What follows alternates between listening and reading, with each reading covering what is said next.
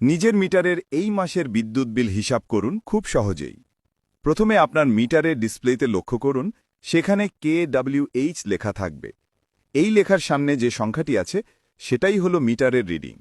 এখন ধাপে ধাপে দেখা যাক কিভাবে আপনি নিজেই বুঝে নিতে পারেন আপনার এই মাসে সম্ভাব্য বিদ্যুৎ বিল কত টাকা হতে পারে। ধাপ 1, রিডিং দেখে ইউনিট বের করুন। ধরুন আপনার মিটারের ডিসপ্লেতে বর্তমান রিডিং দেখাচ্ছে 1772, আর গত মাসের বিদ্যুৎ বিলের কাগজে রিডিং ছিল 1660 পর্যন্ত।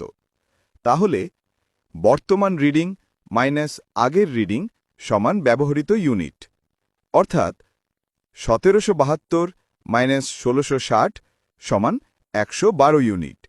তার মানে এই মাসে আপনি 112 ইউনিট বিদ্যুৎ ব্যবহার করেছেন।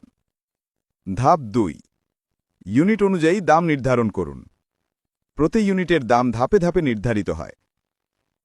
0 থেকে 75 ইউনিট পর্যন্ত প্রতি ইউনিট 5.26 টাকা, 76 থেকে 200 ইউনিট পর্যন্ত প্রতি ইউনিট 7.20 টাকা। তাহলে প্রথম 75 ইউনিটের দাম 75 গুণ 5.26 সমান 395 টাকা। পরবর্তী 37 ইউনিটের দাম 37 গুণ 7.20 সমান 266 টাকা। মোট ইউনিটের দাম 395 যোগ 266 সমান 661 টাকা। ধাপ 3, অতিরিক্ত চার্জ যোগ করুন।